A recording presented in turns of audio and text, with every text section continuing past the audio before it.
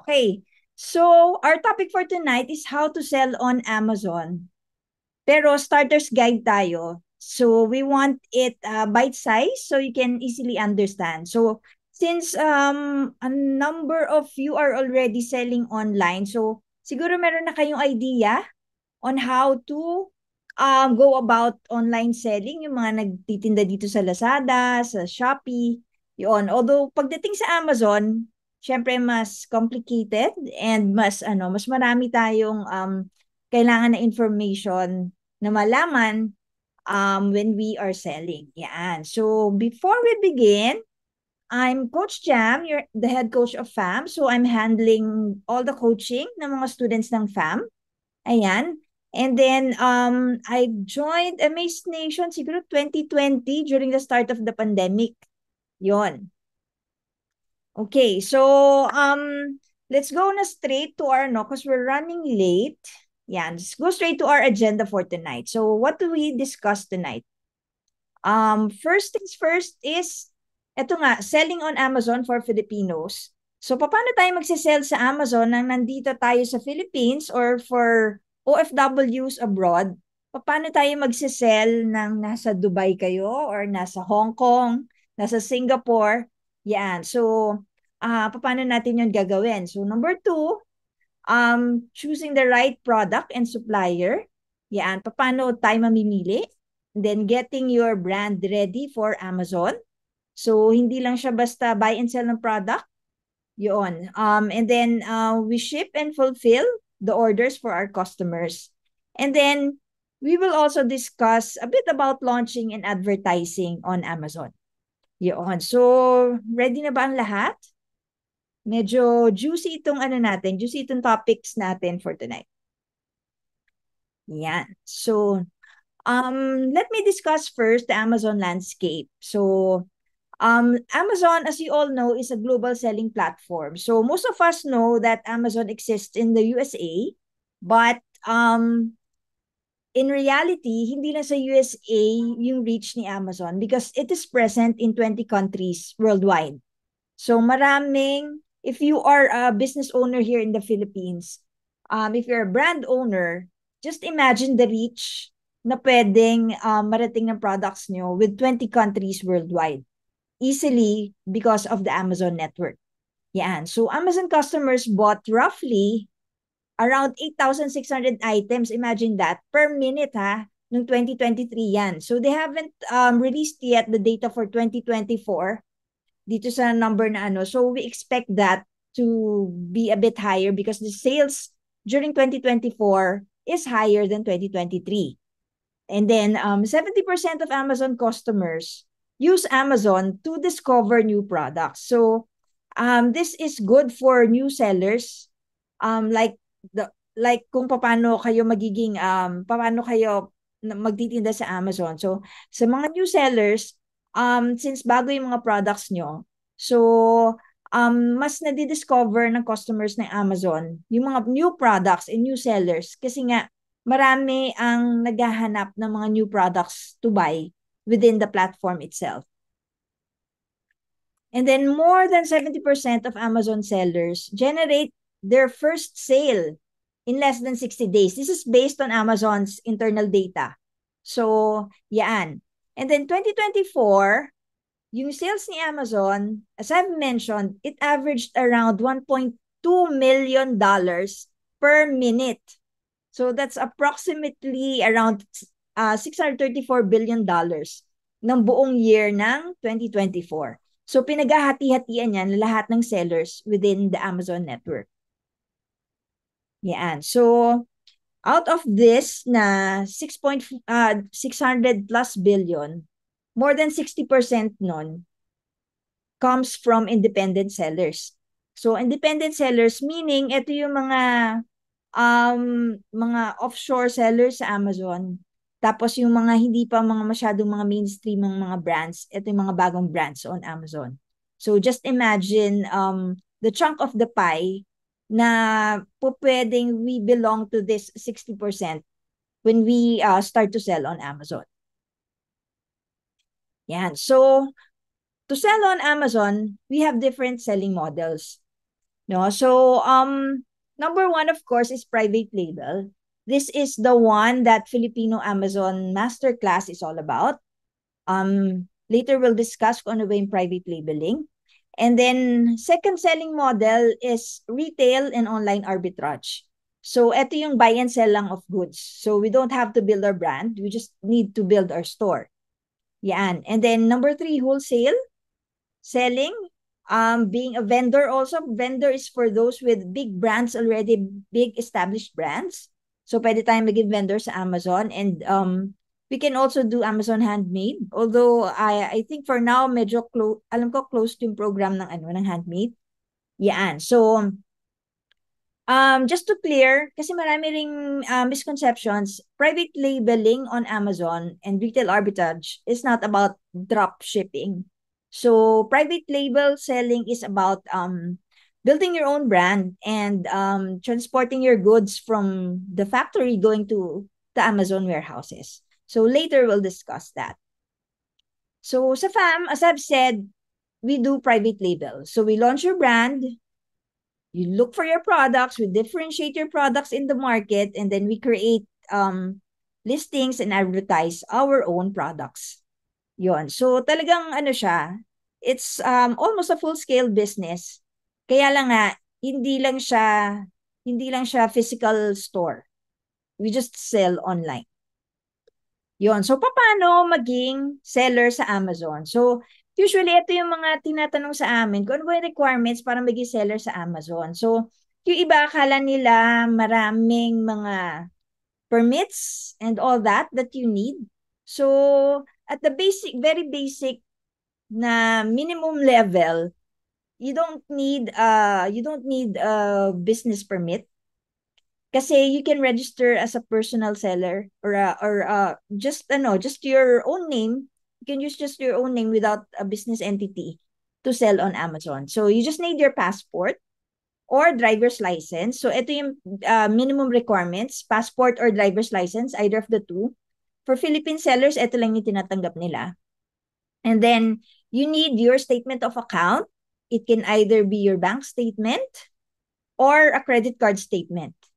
And then optional yung business document for those who will register as a corporation or as a sole proprietor.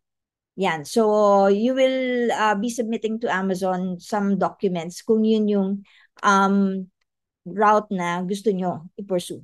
And then, of course, required to have either a credit card or a debit card. Kasi dyan i-charge ni Amazon yung mga subscription fees and all that. Yon. So when you want to register, when you're ready with your requirements, you will just log in sa sellercentral.amazon.com to create your own account. Yan. So ano ba yung types of selling account or subscription when you sell on Amazon? Syempre, wala na libre ngayon. So so we would need to be able to sell on Amazon and play.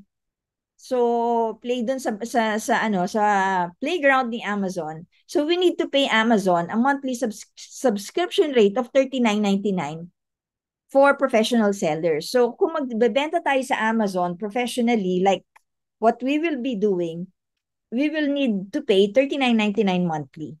So yung individual selling account, just for those lang na yung parang if you want to dispose a small number of goods, yun nga, fewer than 40 items a month, ito yung mga individual account. But if you will be sending around more than 100 pieces of an item kay Amazon, yan, per month, or syempre more, 100 konti nga yun so mga 1,500, you would definitely need a professional account kasi mas maraming functionality yung account na to. So let's treat that as a investment, not a business. It's a business expense, but you would try to look at it in a different way kasi sometimes marami ang nag-iisip agad na parang $39.99 agad, hindi ka pa nga nagbebenta. So, it's part of doing the business. Yan. So, paano nga ba tayo magsa-start mamili ng products na ibebenta sa Amazon? Usually, ano ba yun? Ito yung tinatanong din sa amin, ano ba yung mga magandang ibenta sa Amazon? So, Usually, ito yung mga new products. Usually, pag nagpipili tayo ng products to sell on Amazon, we base it on data and demand. So, in Amazon kasi, it's more of masyado na silang sa data science. So, unlike doing business here sa Philippines, like kunyari selling on Lazada or selling on Shopee, na you just choose and pick the items to sell based on your own preferences and kung ano minsan yung nakikita niyong uso. Ganon. Without looking at without looking at data na um yung mga yung mga yung mga stats that we look at when we choose products. So it's as technical as that. And then for existing brands and sellers, we develop new products. And usually, ito, para sa yung mga may brands na dito, we develop new products and we check the viability of existing products, viability of selling your existing products on Amazon. So for that, we use tools and softwares. We use, if you're familiar, siguro yung mga nagsha-Shopee na may mga ads, na basic ads si Shopee, you're familiar with the keywords and search volume. So you can see this in your back end, this sa platform nyo, sa selling platform nyo. So we also do that on Amazon. So that's how we choose the products on Amazon. Yan, parang this is an example of a tool that we use in order to check for products. So, eto, yung example namin usually dun sa FAM is yung coconut bowls. So, I check the keyword coconut bowls to search how many interested buyers are searching for coconut bowls within a month. So, with this software, you can see that there are 6,500 ba to? Na searches a month for coconut bowl. So it's a considerable amount. So it gives us a hint na maraming nagsa-search for coconut bowls, ibig sabihin there could be a high demand for it. So it can be a viable product to sell on Amazon. Yan. So, ano ba yung mga do's and don'ts sa pagpili ng mga product na isi-sell? So, usual guidelines natin, number one is weight. Ito very basic guidelines na parang at the back of your head, you should be able to pick products na alam nyo tong mga basic do's and don'ts. So, ang usual guidelines would be weight, profitability, price, and established demand. So for weight kasi, usually we don't get products na masyadong mabibigat kasi usually mahal yung shipping fee. For example, from China to US. Tapos mahal din yung fees niya ng pag-fulfill ng doon sa orders niyo kay Amazon. So, binabalance natin yung weight and profitability of the product. So, as long as, minsan okay lang mabigat, as long as yung profit mo naman for that certain product is kumbaga, nababalance out niya. Yung percentage, hindi na diminish just because of the expense ng weight, because of the weight. Yan. And then we also check on the price. We don't go with products na masyadong mura kasi the advertising and all other expenses on Amazon easily eats up on the profit. So we don't want cheaper products na mga $9, $10, yung mga ganun. Yan. And then, yun katulad ng ginawa natin kanina, yung established demand, we make sure na may stable demand na maraming naghahanap, nagsisearch to sa product. Kasi kung nakita nyo na 400 din lang yung nagsisearch sa product in a month, parang hindi siya masyadong okay kasi kung 400 lang na tao, parang hindi magko-convert sa maraming sales yun pag gano'n. Yun. So, ano yung mga ina-avoid natin as first product? So, ito you can list down para at least kung nagbe-brainstorm na kayo doon sa mga nagbabalak mag-sell. So, you will have at least a bird's eye view of yung mga ina-avoid muna natin as first product. So, hindi naman sinasabing bawal, pero for simplicity's sake na hindi kayo mahihirapan to sell sa first experience ng pagsisell. So, eto muna yung mga i-avoid. So, children's products, because marami itong regulations. na kailangan to comply with, mga labeling requirements, mga laboratory testings, yan. So, products with lots of moving components. So, ayaw natin yung maraming mga, yun nga, maraming parts yung product kasi masyadong prone to bad reviews. Just, kunyari, kulang yung pinadala ni supplier na parts, hindi nila ma-assemble, yung mga ganon. So, ayaw natin na masyadong mga complicated na products to start with. And then, fragile products, yung mga babasagin. So, we don't want that as first product, although you can sell those sa mga succeeding products nyo. We just don't want yung mga madadaling mabasag. Kasi ayaw natin ng mga bad reviews, of course, when we are selling, lalo na pag bago tayo nagsisell. So, yung experience ng customer kasi might get affected and it might botch our yung paglo-launch natin ng product.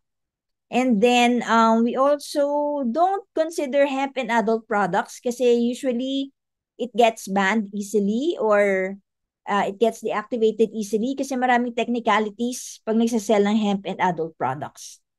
And then we also have high liability products and seasonal products. So ano ba itong mga to? So an example of high liability product would be yung mga electricals, mga yung may heat producing, yung mga, basta any electricals na may heating element, yan. Kasi maraming, ano yan, maraming, may pananagutan tayo niyan sa mga consumers. So ito, pati mga topicals, ingestibles, flammables, those with harmful chemicals. So later on, you can consider selling those pag medyo mas savvy seller na tayo sa Amazon. Because there are a lot of things na to consider when we sell these ones. Yan. Also, we do not want yet seasonal products kasi there's a special way of handling seasonal products, yung pag-manage ng inventory niya and the timing on when to send goods. Yan, kunyari, mga Christmas products or Christmas decors, mga back-to-school products. Yon, mga clothing accessories na seasonal like mga fur, mga scarf, yon. So mga gears yan. We don't want to touch on seasonal products yet. Yan, mga festival goods and sports gears. Yon. So outdoor goods and gardening yan, we have to be familiar kasi with the seasons sa US. So medyo baka mahirapan tayo i-match yung transit time ng products na to na makarating on time sa Amazon. Kasi pag nagkamali ka ng timing ng pagpapadala niya sa Amazon, high chance will be masastock yung products mo doon for how many months? Kunyari summer ng US, tapos pinadala mo siya sa US, dumating siya doon, ano na, September or towards the end of summer na.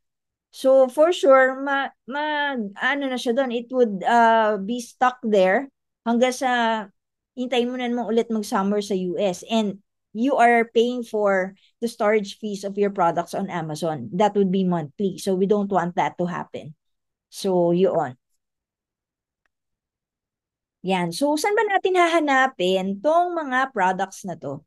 So usually we look for products yan dito sa also sa Amazon. Saan tayo mag-brainstorm. Nasa brainstorming pa lang tayo kung saan tayo pwedeng makakuha ng ideas na ililista natin para later on we will check yung mga data ng mga products na yun. So usually we look sa Amazon itself kasi nandun na yung ano niya nandun na yung nandun na yung data niya, nandun lahat ng items sa Amazon. So makikita nyo doon kung ano yung mga sinisell ng mga competitors, yan. Kung paano nila differentiate yung products sila, kung ano mga flaws ng products na type yung i-sell, yan. So makikita natin yan sa Amazon. Also, we look at Alibaba.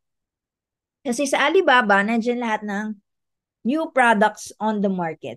Pisan wala pa sa Amazon, mayroon na sa Alibaba kasi sila yung nagpo-produce. So, marami tayong makukuha na ideas also sa Alibaba kung anong products na isi-sell. And then, also, we can look at other marketplaces na kalaban ni Amazon, although mga smaller marketplaces. Yan. So, we can look into niche-specific websites. So, ano ba yung niche-specific websites? Kunyari, mga websites into ano lang, mga gardening. Yon, or mga website about kitchen or cooking. So, yun, mga niche-specific, makakakuha tayo ng mga idea ng items doon sa mga websites na yun.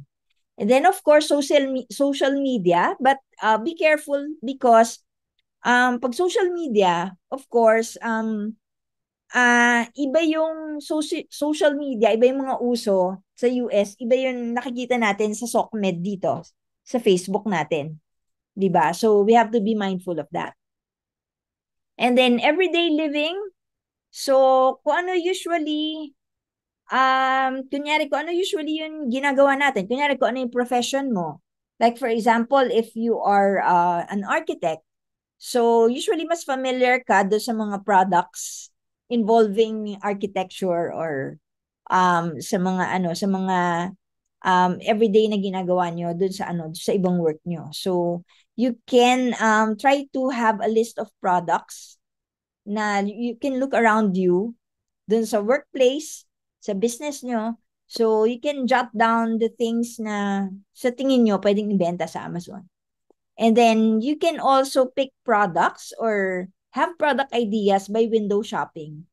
So sometimes mas na-trigger yung creativity natin when we are out there sa mga malls yan or even online window shopping.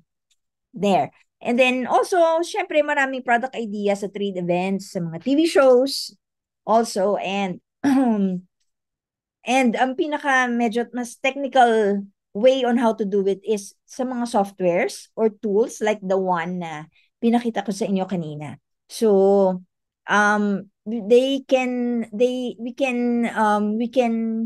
pick products to sell using the softwares by using a lot of mga filters na, for example, gusto natin up to this weight lang, kunyari hanggang 2 pounds or 3 pounds lang, we can use a lot of filters para mas filtered na yung mga items or results ng mga products na ipapakita sa atin ng software. Yun.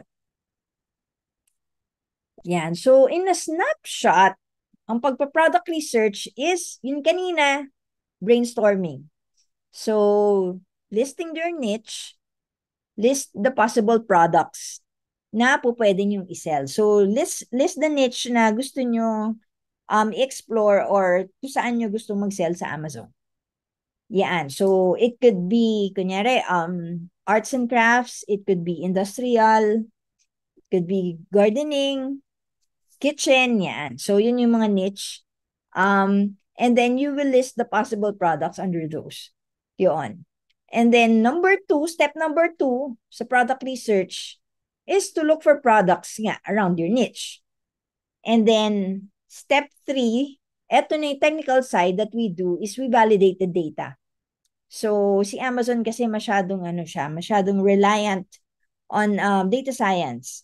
So usually everything revolves around data when it comes to Amazon. So we verify the products that we sell on Amazon using softwares kasi mas madali siya rather than doing it manually, which could be very tedious, and there would be sometimes no way to get yung data without using software. Yun. And then, we check the profitability guidelines, and we check yun nga, mga guidelines ng mga kailangan ba ng permit ng ganito? Ano ba mga certificates ang kailangan ng product na isi-sell? Or may patent ba yung product? So we verify. And then step 4, we differentiate. So usually kung ano yung nakita natin na idea na gusto nating i-sell, syempre gusto naman natin isi-sell natin yan na we stand out from the competition. So we will look and find ways on how our product will stand out from the rest. So this is where we differentiate or we improve on the selected product. Yan. So, usually, pag nakahanap na kayo ng product, mabilis ba? Masyado ba mabilis? Yan, sige, sige. Kasi, medyo mahirap siya i-discuss ng very detailed kasi ano to parang sobrang daming mga information that we need. But we just want you to have a gist of how we do it in a whole picture. Yan. So after we list down the products, we sell, we verify. So kunyari meron ka ng short list ng products. So we will proceed to supplier sourcing. So for supplier sourcing, usually yun nga, isipin natin saan ba pinoproduce yung mga products or yung product na gusto natin i-sell. 'Di ba? So kung iaano natin siya, kung isi-sell natin siya, kung iso-source natin siya, I mean, saan natin siya hanapin? So titingnan natin yung mga countries kung saan pinoproduce usually. So kunyari naisip nyo mga handicrafts or minsan mga raw materials, pwede natin i-source yan from the Philippines. 'Di ba? Yun. So, mga food yan, Philippine-made products yun. So, pwede yan sa Philippines. Pag mga other products naman, like mga textile, handmade, novelty, usually we have that in Southeast Asia or India. Yan, magandang magandang um, a country na sa production, when it comes to production yung India kasi especially mga artistic products and mga handicrafts also, magaganda yung products yon. So, and then our option, of course, is China, which is very diverse when it comes to the type of products that they manufacture and sell, because basically you can find everything under the sun pagdating sa China. So, ito yun, usually yung mga usual choices. But this is not limiting because you can try to sell your products elsewhere if you will have other options. Yun. Yan. So, saan natin hahanapin itong mga suppliers na to? So, let's say, for example, we go sa basic, which is China, na mga suppliers or manufacturers. So, usually sa China, we go to trade fairs para to check out the products. Although, yan. So, yan. Ito sa Canton Fair, ito yung pinaka most common sa Canton Fair. This is held mga twice a year. And iba-iba yung faces nito kasi iba-iba yung sa dami ng products, iba-iba siya.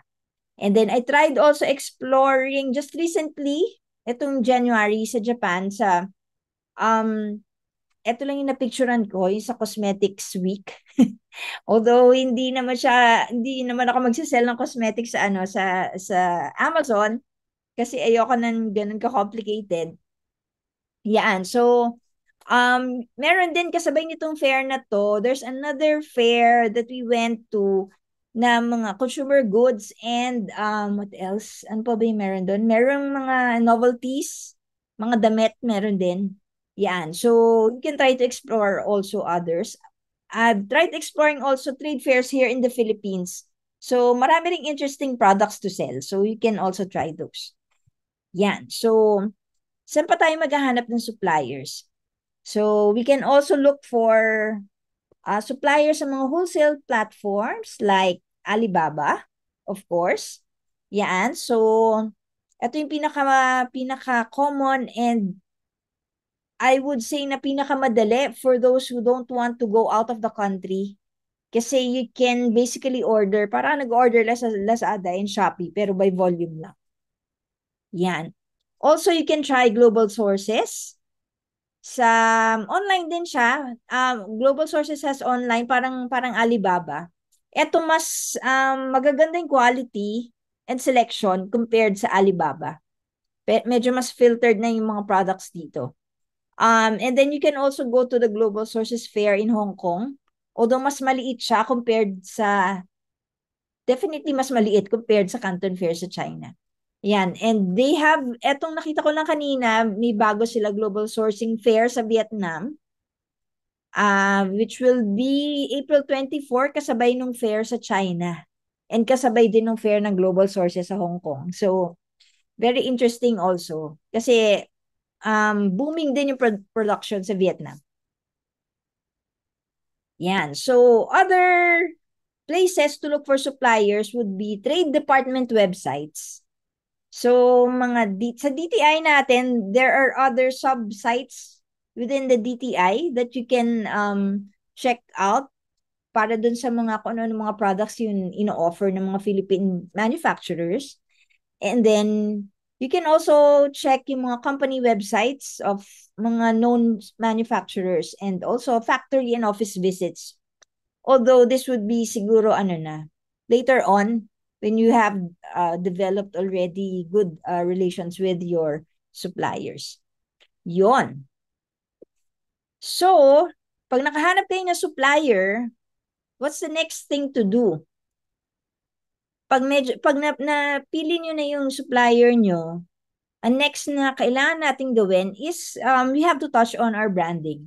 So we have to have, of course, our brand name and logo. Yan. So, kasama dyan yung product packaging and design. We also would need to have that. Kasi private labeling tayo. Siyempre, mas gusto natin na we present our product in our company in a way that we are credible. Mas credible yung product natin. Yun. And then, we also get ready with our product images. So, itong product images, paano ba siya? Kasi hindi siya as simple as pipicturean mo lang and then i-upload mo na sa site ni Amazon. Hindi siya ganun kay Amazon. So, mas maraming guidelines to observe. So, katulad nito, yan, makikita nyo, ito yung product images sa Amazon. So, medyo mas na siya. Medyo, sandali, pause natin. Yan, ganyan yung mga product images sa Amazon. Mas, usually, para na siyang mga infographics type. Hindi lang siya yung plain na product shots. So, na siya, parang, meron na siya mga words and then to capture your market and to convey whatever you need to convey to your market nang dadaanan lang nila ng yan, parang ganyan kabilis. Ganyan lang siya usually you just have around 1 to 2 minutes of the time of your end customers to hook a sale sa Amazon. So, kaya kailangan ma-convey mo through images lahat yung mga gusto mong iparating sa buyers mo. So, ganun yung product images on Amazon. Yan.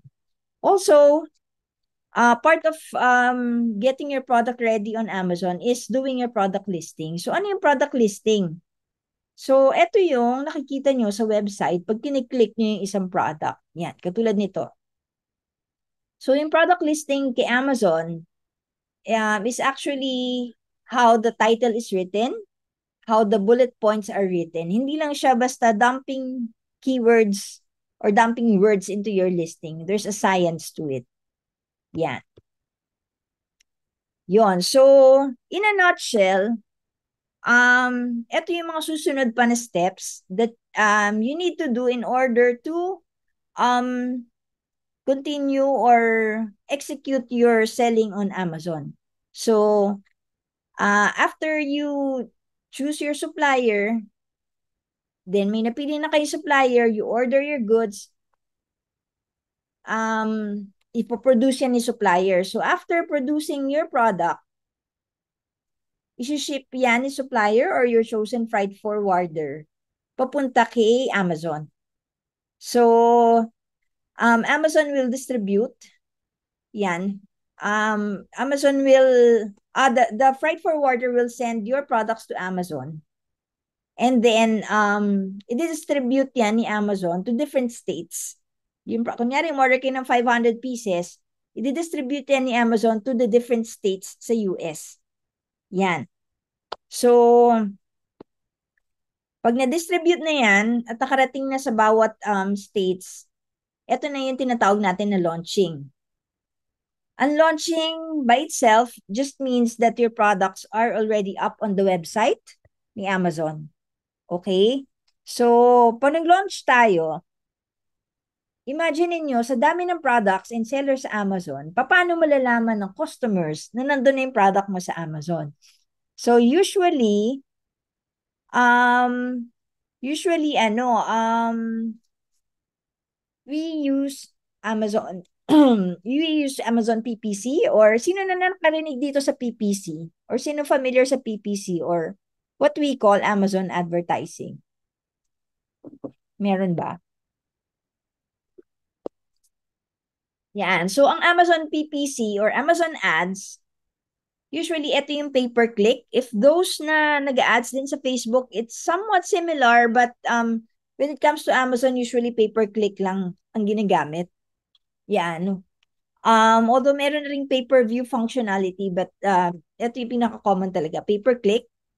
So, mag-ads tayo for our customers to discover our product. Yan. And then, usually, itong Amazon PPC is bidding system. So, we use this, yun nga, para ma-discover ng mga tao na nandun na yung product natin. Or usually, we use this to boost our sales.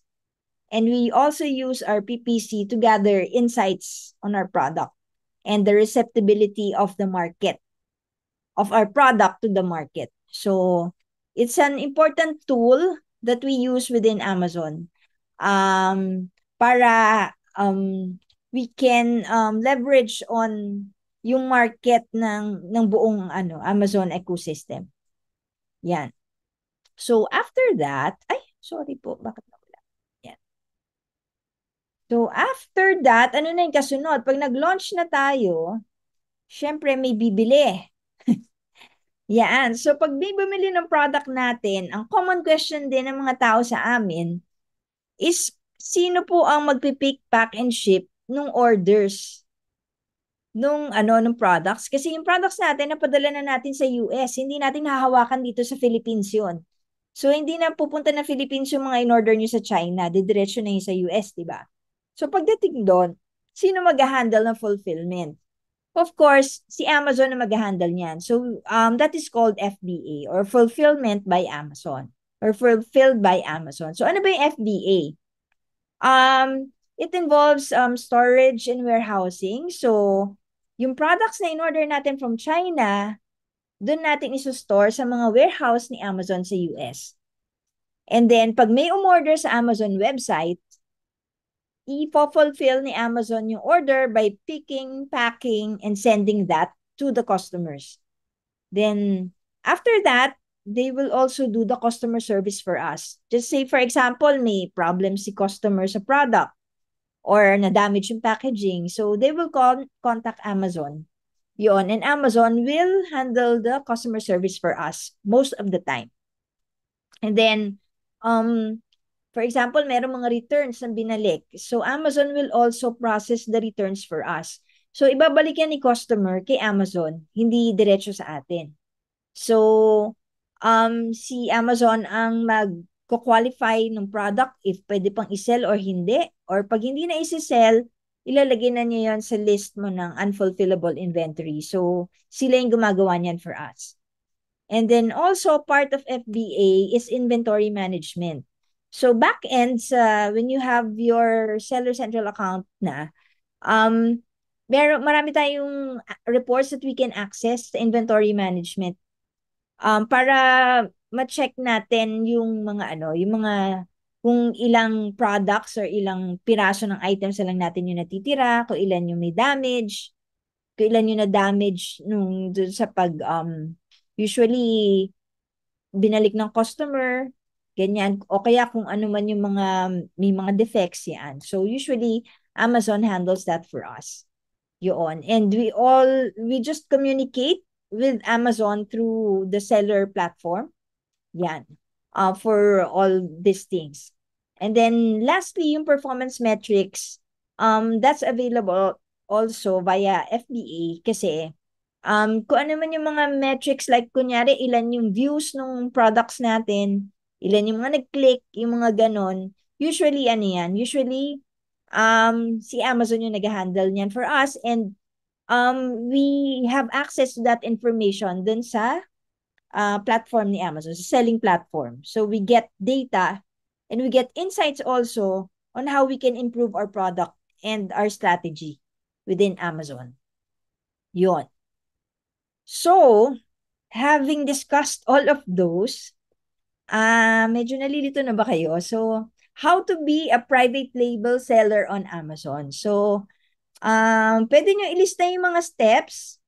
Yan. So, tapos yung mga questions natin, sige, we will answer all of them later. We will go through your questions later. So, eto, you can list down the steps, basic steps, so you can prepare also. And you can psych yourself kung ano yung mga kailangan yung paghandaan na information na intindihin. Yun. So, yeah. Number one, of course, we will need our Amazon seller account. So, we will need to register our account. So, kanina, di ba, we discussed yung ways on how to register for your account and what you need na mga basic documents that you need in order to register. So, yan. And then, budget setting. So, usually, we do, before we start our product selection, we do our budget setting because this one sets the tone for our product research. Kasi, it should start with your budget. Your product selection should start with your budget kasi kailangan mag-match yun. Kasi pag hindi match yung budget nyo dun sa product na siniselect nyo, you won't be able to execute properly yung paglo-launch at pagsisell ng product na yun. And then, after budget setting, we do product research. So with product research, we use a ton of data and a ton of analysis kung ano yung viable product to sell. We just don't pick. Of course, we use our gut feel dun sa products na gusto natin ibenta. We use our expertise on the products that we want to sell. But at the end of the day, we have to rely on data science for us to pick the right products. Otherwise, minsan malaki yung chances of a failed product because we didn't listen to the data. And it's all out there, yung data that we need to analyze. So we just need to, sometimes we pick a needle in the haystack sa pagpili ng products, but it's better than not researching at all. Yon. And then we also do product sourcing. So kanina, yun yung tinouch on natin. Kung saan natin pwedeng i-source, kung saan natin makikita yung mga manufacturers ng products na gusto nating ibenta. Yan. Also, we have to take into consideration yung building our brand internationally. So for those without a brand yet, existing brand yet, or existing business here yet, yun, usually when we go into Amazon, we present our company or product in a syempre in a way na mas credible nga, like what I've said earlier. So usually we touch on trademarks, we touch on patents, we study that. Yun, kasi we don't want to get in trouble. So usually we check on existing patents or trademarks before we launch our brand or our products on Amazon. Yan. And we also study and we also get our brand ready for social media presence sa US. Then we also have to know how to ship our products to Amazon's US warehouse. So it's not as simple as order and then send. You have to know ano ba yung mga labeling requirements na kailangan dun sa product packaging. So, for example, kailangan merong country of origin. Pag magsisend ka sa US, you have to put made in China dun sa mga products na isisend nyo. So, hindi lang basta-basta pinapadala siya. So, depending on the product that you will sell, there are products with specific labeling requirements na mandatory. Like for example, sa toys, kunyari may parts na small parts. So you have to have in the label yung mga choking hazard na na labeling. So yung mga ganon. So it's as technical as that. And then how to create your listing. So you have to know yung SEO, the SEO side of doing things. So it's not just putting and dumping words onto your listing. You have to know the science behind it. Kung paano nyo mapiplease yung customer nyo and kung paano nyo mapiplease yung algorithm ni Amazon. And then, you would need to know how to launch your product on Amazon. So part of that is the Amazon advertising or PPC, which we've just discussed earlier. Yan. And also, apart from PPC, there are specific timings on how to launch your product. Pag bago siya, merong preferential treatment yung algorithm ni Amazon, pag bago yung product sa Amazon. So we have to be mindful of that when we are launching our products. And then we also have to have knowledge on inventory management. So kay Amazon, syempre, we cannot, there's a saying within the Amazon community na pag nagsisell ka sa Amazon, you cannot be OOS or you can't go out of stock at any given time. Kasi it affects your ranking dun sa website. Yan. So, may mga specific timings din kung paano siya i-manage. And then also, you have to know account maintenance. So, although Amazon handles the customer service for us, sometimes there are instances wherein may magme-message na customer na nanghihingi ng kapalit na item, yon, yung mga ganon. Or sometimes may mga feedback or reviews, product reviews na napunta sa store feedback. So, yung mga ganyan. So, we should be knowledgeable on the things that we need to do to maintain our account. Yan. And all this, we teach in the Filipino Amazon Masterclass. Yan. So, lahat yan diniscuss natin. Usually, nasa modules yan ng Filipino Amazon Masterclass. And it's hard to teach that ng, kunyari, isang session lang ng 3 hours or kahit 4 hours kulang eh. Kasi sobrang dami information, and if you can see the modules within the Filipino Amazon Masterclass, ang hahaba ng mga videos kasi there are some parts like Amazon PPC and product research na masyado na detalyado. So yun. So with the Filipino Amazon Masterclass, you get to learn all of those in just one platform. So, hindi na kayo mahirapan magtagpi-tagpi ng mga YouTube videos that you can watch. Although it's free, kaya lang, ang hirap pagsamasamahin kung gano'ng kadami yung information. Diba?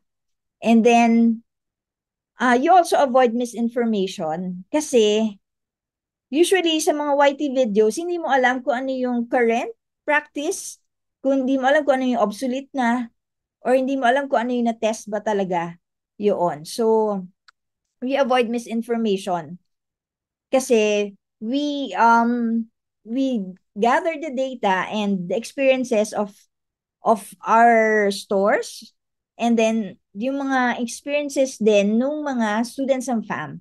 So we validate the data that we teach to our students. Yan.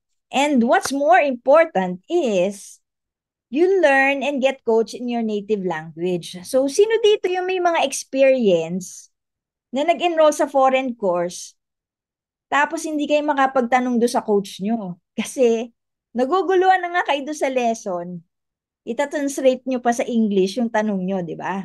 So, medyo usually, parang double, pa siya, double whammy pa siya para sa atin. So, eto yung kagandahan ng FAM is you get to learn the course in your native language. So you can ask questions nang hindi na kayo nag-iisip ng i-Englishin mo pa. Although, di ba, minsan kahit naman we can ask in English, pag hindi mo na nga maintindihan, lalo pang hindi mo siya ma-express sometimes if the coach is a foreign coach. Kasi i-Englishin mo pa siya. Yan.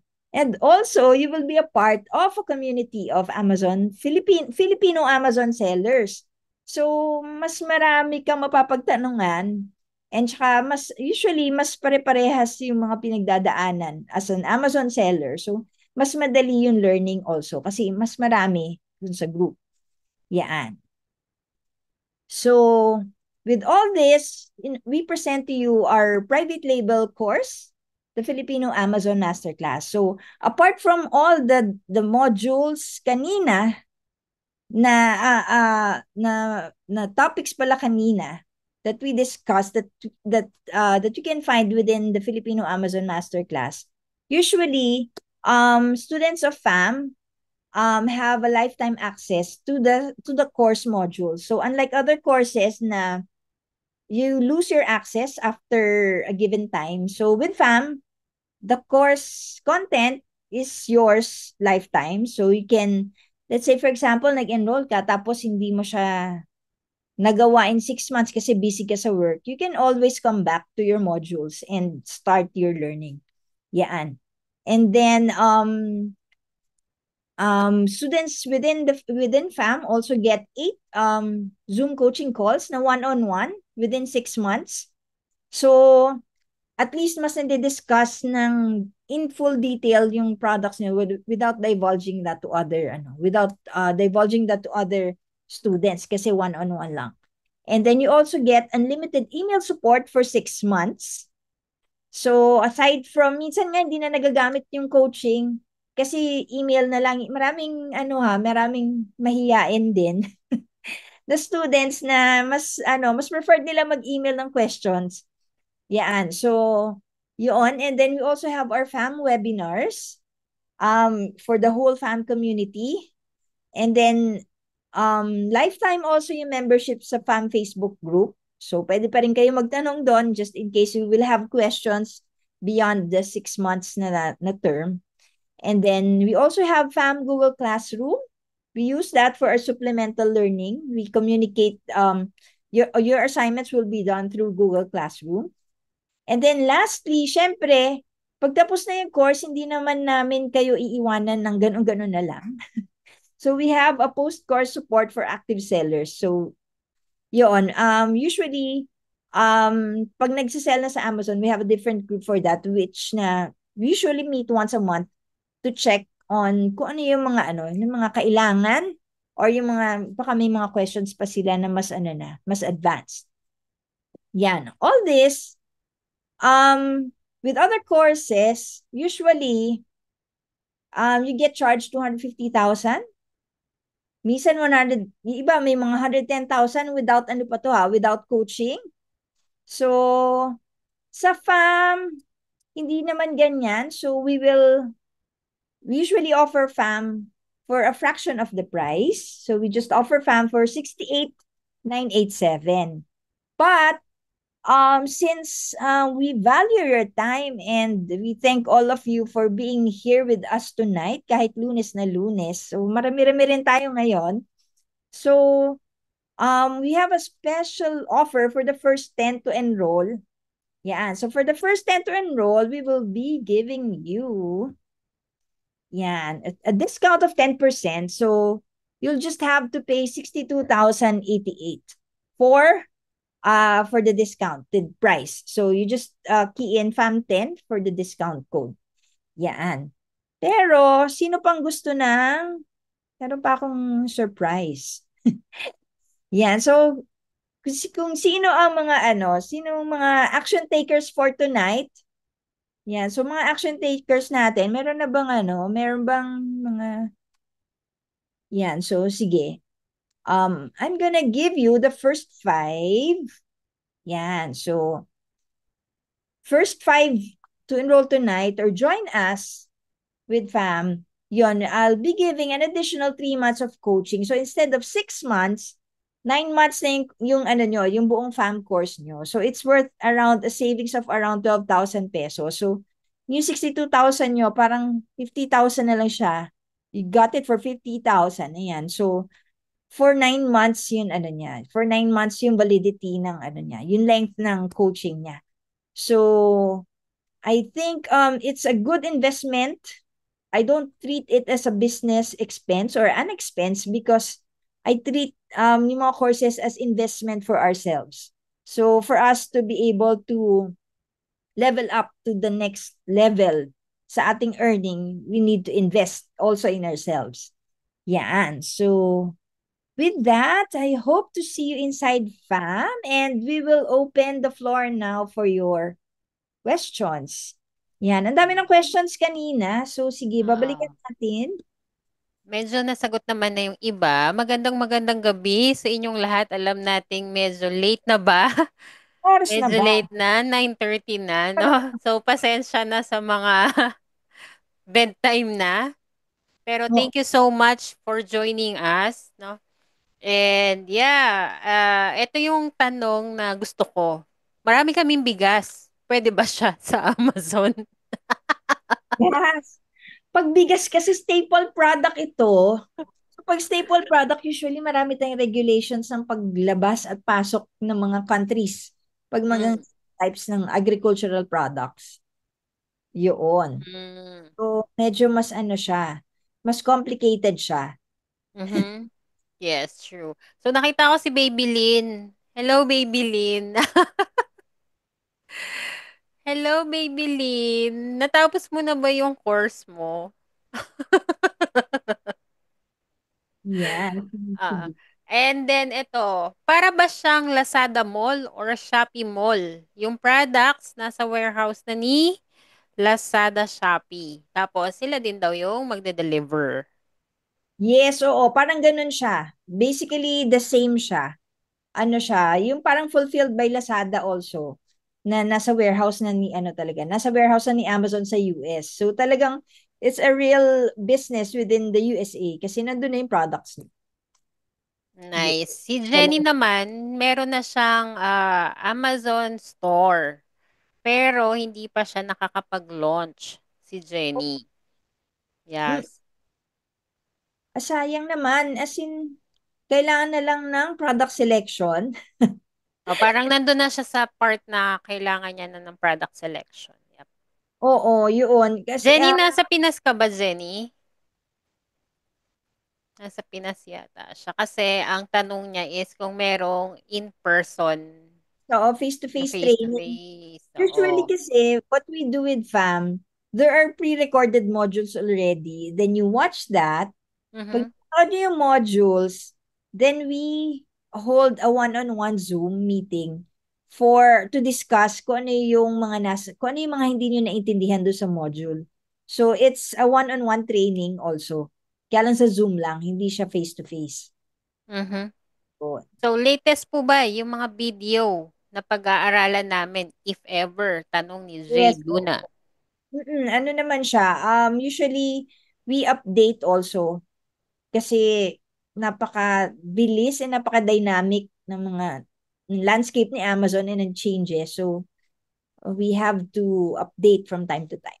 Tsaka yung monthly webinar, no, it will also help you para sa updates ni Amazon. Kasi nga, yun, lagi, mabilis talaga yung changes ni Amazon J. So, kailangan updated tayo lagi. Alright?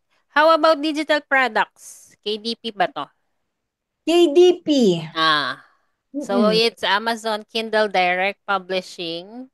So, Mm. ibang program siya. Mm-mm. Mhm. You can double into that also kasi mas simpler siya kasi wala siyang capitalization when it comes to products. So for those na mas more on the creative side, yung mga nagde-design or nagsusulat yan, you can try KDP also. Nice. Si Yun. Ria, hello ma'am. What makes Amazon different with other e-commerce po like Shopify na private label also? Ang pinaka-stark difference ni Amazon with Shopify is that kay Amazon kasi, you already have a built-in system and the website na i-enter mo na lang yung data ng product mo and yung images mo. And you have a built-in audience already. Yun yung pinakamalaking difference niya. Nandiyan na yung ready millions of buyers within the US pa lang, ha, Ano na siya, naka-ready na siya kay Amazon. Whereas kay Shopify, you build your own website. You have to design your own website, although maraming plug and play lang. Kaya lang, you will need to create your own audience. Kasi wala kang audience pag gumawa ka ng sarili mong site. Kay Amazon, Mhm. nandiyan yung ready buyers mo. You just need to advertise your product. Mm. Yun yung So different. meron na siyang customer fan base si May customer. Amazon. Yeah. Si Francis is taga Dubai. So Mm-mm. ma-apply daw ba ito kung nasa Dubai sila? Marami tayong students, 'di ba, sa So, Dubai? marami tayong students na nasa Dubai. Yaan. So, meron din silang mga small groups sa Dubai, mga Yeah. study group. Mm. Yeah. And sige, welcome na natin si Madam Lish. Oo nga, akong comment. Hello, English. No, nasaan ka na? Nawala ka. Siya. Nawala ka. Stop share ko na. Ayan na siya. Ayan. Sige, wait lang. O, sige. Ayan na. Ask kita to unmute. Sige, yung iba. Pwedeng makahingi ng kopya ng module. Ay, iba pala to. Ayan. Ano yung tanong? Do you assist with Amazon account reactivation? Also, class for product research only? For product research only. Actually, yung FAM kasi touches on as in A to Z na of Amazon selling. So, you get everything na when you enroll with FAM. And then, when it comes to reactivation of account, we can assist on that basta hindi siya yung duplicate account. Kasi pag duplicate account, kasi kung na-disable siya or na-restrict siya because of a duplicate account, medyo um, mas mahirap siyang ipa-reinstate kay Amazon kasi usually hindi naman sila nakikipag-communicate or nagbibigay ng reason for that. Pero kung na-dormant lang siya, madali lang siya ipa-reactivate. Ano bang ano mo, Rich? Anong nangyari sa'yo? Duplicate ba o dormant? Ayan. Sige. What is the current effect on sales of the recent added tariff for China products? Buhay pa ba si ano, Temu? Na, yan Buhay ang pa. ay kong tanong kasi yung dami nagtatanong nun, yung tariff. So, unang-una, syempre, actually, nagko-contact si Amazon ng mga farm sellers kasi may mga feedback ako nakukuha doon sa mga farm students natin. May tariff. Usually, yung iba, ini-email na sila ni Amazon na um, parang nag-offer si Amazon ng another avenue for where you will source the products. And they are pushing us to source the products sa US. But the problem is, wala pa naman silang manufacturing masyado sa US. So, yun. So, ang effect niya, na instantaneous effect niya is higher, of course, higher yung cost ng goods that we import from China because of the tariffs. Pero, huwag kayong masyadong matakot kasi magaling mag-circumvent yung China ng mga kung ano-ano. Actually, ginagawa nila ngayon. Actually, patagal na nilang ginagawa to nung una pang ano ni Trump. They moved their production out of China. They moved some of their production in Vietnam. So they can ship out the products out from Vietnam. So it circumvents the from China tariff. So, ganun yung ginagawa nila. Kaya nga sa global sources, meron na silang global sources Vietnam. So, they have countermeasures for that. Kasi, hindi pa, kumbaga tumatakbo pa lang si Trump. Kumbaga, in-anticipate na nila na mangyayari yun. So, for sure, marami na silang nagawang steps to combat that. Ikaw, meron kang mai-add, Coach Lish? Nagbabasa ako ng mga questions dito Oo, eh. sige. Meron siyang ano eh. Kung mga electronic products, ayan. Sige, pwede mong Nasagot ko na. sagutin. Oo. Send, Nasagot ko na send chat. kanina, pero Ayan na. Okay.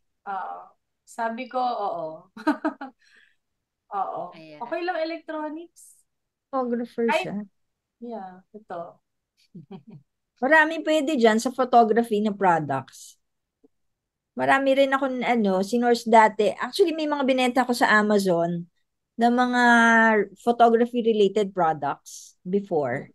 So, okay din siya. Kaya lang yun lang mga medyo yung mga sinasaksak. Syempre may mga regulatory requirements lang on those pag mga na siya, pina-plug. Balikan natin si Rich. Proof of address yung issue niya. Proof of address. So, kung proof of address na kasi siya, ngayon kasi hindi na siya nagre-require ng billing statement, ay ng ng Utility. billing statement ng ng kunyari ng internet, yung mga ganon. Hindi na sila nagre-require unless medyo sketchy for Amazon yung address. So in such case, they will ask you to provide a billing statement which is at the minimum, tinatanggap naman na nila ngayon yung Globe Hmm. Smart na billing statement. So hopefully yun meron naman na po pwedeng i-present. Ayan, sige. Si Josh, may OJT po ba after matapos ang course? Sa iba po kasing webinar, mura na, may OJT pa after. So parang ligaw ito. Yeah, with FAM, I think we don't have an OJT because we are the boss. Yes. Nandoon So it's run more our of business. it's more of a business owner, Josh. The Hindi business siya owner. pang virtual assistant. Yon. Yes. We do not need to pay tax to BIR when we sell in Amazon. Naku po, wag po. Masama po yan. Masama po yan. We still need to pay taxes on our earnings from Amazon. So, hindi po tayo pwede mag-money laundering gamit ang Amazon. We still pay our taxes kasi kung ano man yung sales proceeds na matitira sa inyo na profit, pag dineposit ng Amazon yan sa Philippine bank account nyo, you will need to report that as personal income or business income. So, yun. Meron pa rin tayong binabayaran. But is Ayan. it required? Required ba siya? Technically, yes. Required siya. To So, be sa kanyang siguro, honesty basis, since kasi kung ano yung matitira dun sa sales proceeds nyo, you have to report. Yes. Magkano ang average initial investment or budget? Yan. Coach, you can. Tinanong din to ni Cher. So, magkano ang initial investment sa private label? So, This nung panahon 2025 ba? Baka yung panahon mo. panahon ko. Nung panahon ko mura pa, syempre ngayon, tumataas na kasi nagkaroon na tayo ng inflation, ganyan. So, masasabi ko ng mga 150 to 300,000 or baka maliit pa yun, no, Coach Jong. Pero depende kasi sa product. But when you say budget, it means the first batch of your production. So kasama na doon yung shipping mo, kasama na yung pag-ads mo, kasama na yung mga sample, kasama na yung mga, kung may tariff kang kailangang bayaran or custom sa US. So kasama na lahat yun doon. Kailangan mo lang siya i-budget talaga ng maayos. And then pag nabenta, syempre, you need habang kasi imagine mabenta lahat yung product na yun, ano. Pag nabenta lahat ng product na yun, hindi mo naman agad-agad makukuha yung bayad ni Amazon sa'yo.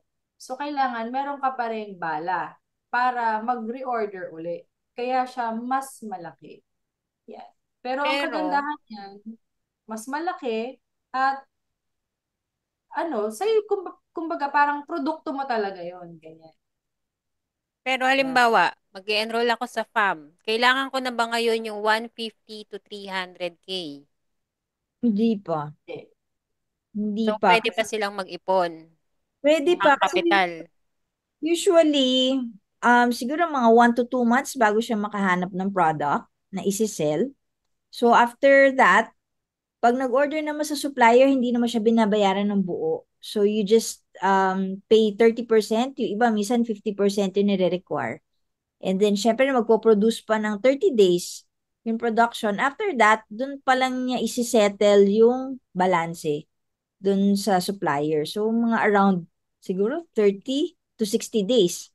So basically mga 2 to 4 months from the time na nag-enroll siya sa FAM, hindi pa niya, doon pa lang niya kailangan, sa third and fourth month niya kailangan yung cash niya. I see. And then, si Amazon, nagpe-pay out tuwing kailan? Ano siya, twice bi-monthly. Bi-monthly. Mm-mm. Kay Shopee ba, ilan? Hindi ko alam kay Shopee, tsaka kay Yung Lazada. Shopee, ano siya, anytime. Kahit everyday ka mag-transfer sa account mo, pwede. Ganun. Sige. Question po ulit. Ano mas okay if will start pa lang po? Amazon seller na po or mag-OA? Parang parehas naman sila. Mm, Magkaiba lang ng business model. mm-mm. Oo. Depende sa goal mo eh. Kasi ang pagkakaiba lang talaga niya, baka ibig mo po sabihin private label or online arbitrage. Kasi pareho ka pwede maging Amazon seller as a private label and online arbitrage. So, ang pagkakaiba kasi ng model na yun, di ba? Yung private label, mas sarili ka talagang brand. While the online arbitrage is para kang nagte-trading. So, kung private label, ako dati, ganito yung tinanong ko kasi nakita ko lahat ng model na yan. And nakita ko rin na mas mura pag mag-online arbitrage muna ako. Pero ang long-term goal ko talaga dati is mas gusto kong flexible na time. Mas gusto kong mag-scale, mas gusto kong long-term, tsaka mas gusto kong mas mataas talaga yung kikitain ko. And nakuha ko yon sa pagkakaroon ng sarili kong brand. Kesa, kesa everyday maghahanap ako kung ano yung pwedeng ibenta and dependent ako sa may mga brand owners. Dahil pag nawala yung brand owner, or sabihin na natin na tumaas na yung presyo niya, hindi mo controlled eh. Syempre, maghahanap ka na naman ng ibang product. While having the private label, kung gusto mong 50% yan, as long as pasok doon sa competition mo, kaya mo pang i-stretch, pwede. Ikaw yung mag-dictate. So, yun po yung pagkakaiba for Mm. So, bakit nyo pinili ang private label? Ikaw, Coach Jam, bakit mo pinili ang private label? Pero may OA ka rin, di ba? May RA ka. Start ako sa Amazon, nag-OARA, oo. May Mm-mm. kasi pwede mo naman siyang i-maintain lahat within one store eh. Mm. Seller Central mo, meron kang private label, meron kang OA, meron kang RA. You can do that all at the same time. Kaya lang, mas long term kasi, mas mas scalable si private label. Kung talagang seryoso ka na, you would want to do an international business or a business sa US, mas scalable siya. Okay. Paano ka mag-pricing ng product mo? Pricing ng product usually at the very least, we have mga 35% profit margin dun sa selling price mo sa Amazon. Yun. Pero ROI mo, dapat hindi ka bababa ng mga 80-90% ROI.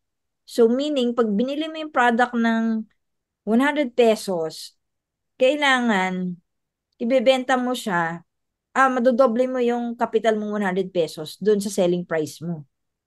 So, hindi ka dapat bababa ng selling price mo ng mga 300, ganyan. Kung Mm. 30%, 35%. Para Mm. ROI mo with your capitalization is almost 100%. Ito pa. So, kung mataas ang presyo sa Amazon, bakit maraming customer base si Amazon?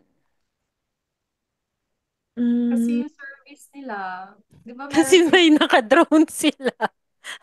Di meron ba? silang Prime, yes, oo, may then time. same day. At saka yun, Very ah, convenient. Meron silang mga benefits as member, no? Oo, tsaka yung reach niya. Kasi kahit tayo dito sa Philippines, di ba, nakaka-order tayo sa Amazon, diretso sa atin, walang tax. Pagdating, basta below 10,000 pesos yung order mo. Yung mga ganon. So, tsaka yun, variety ng items. Kasi ano pa ba Mhm. platform ang meron sa mundo na ganun karami yung items na makikita mo doon sa loob, di ba? True.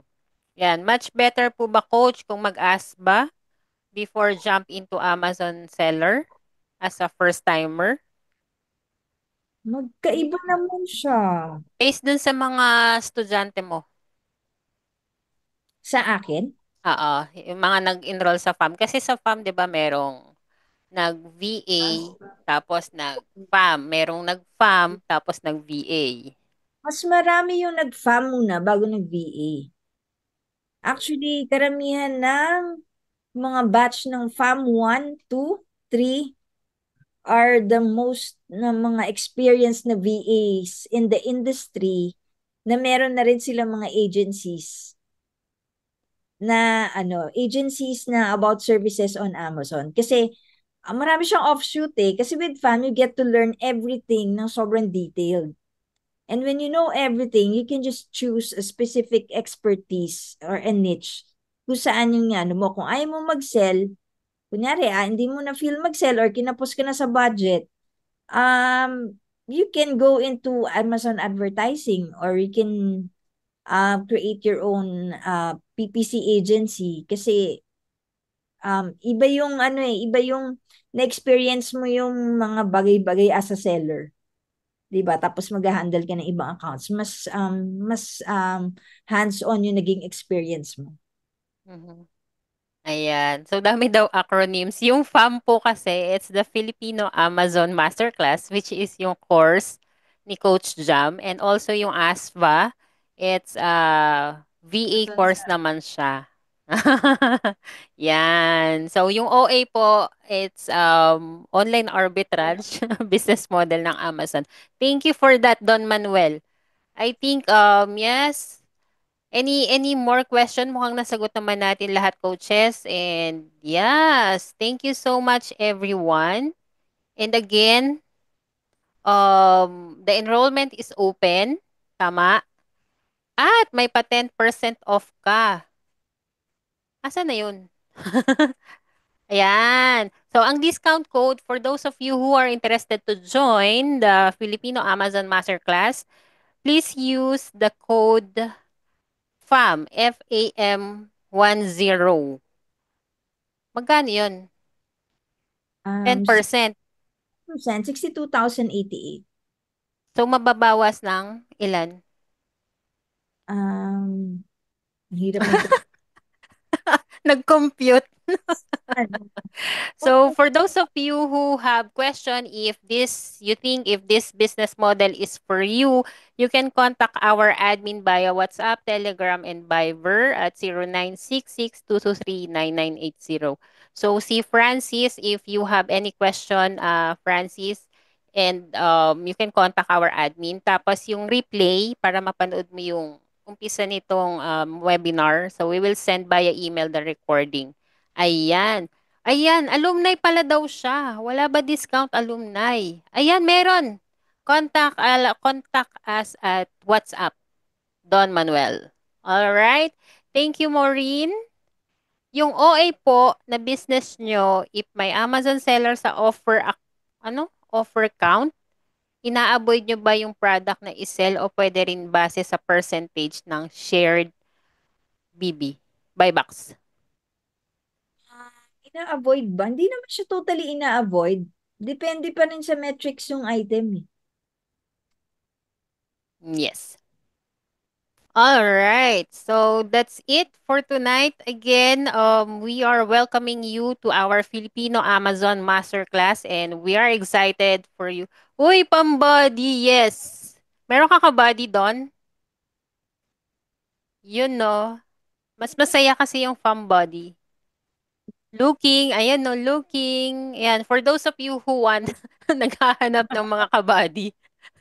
Dito mo na Raise your hand. Si mararamdaman. Don Manuel naghahanap po ng kapartner. Business partner niya to. Rin na Starter fellowship pala. aside sa... Sana pala nagpa-announce sa Don Manuel, di ka naman nagsabi ng maaga. Naghahanap po ako. Sana kanina pa tayo nag-announce. All right. Thank you so much again, coaches, and thank you so much, everyone. Angel RA, thank you so much. Kailan po mauulit ito, Coach Jam? Next schedule natin for this is May, ang susunod. So, Ang ano no, sayang ang panahon. ang access sa FAM lifetime. Yes, oo. Yes. Oh, wow. So yan, kung mag-enroll kayo, you will have the lifetime access to the exclusive FAM community, exclusive access to Coach Jam, and of course, sa iba pang mga Amazon sellers inside our Yeah. AMZEC group. All right, sige. Walang atomy sa payment. Ay, parang wala kaming atomy, no? GCash, Paymaya. Yeah. All right. Sige po. Late po dumating, di nasimulan. Sige po, Francis, we will send you the recording. Thank you so much, everyone. Don Manuel, message na lang kami sa WhatsApp sa 0966-223-9980. Thank you!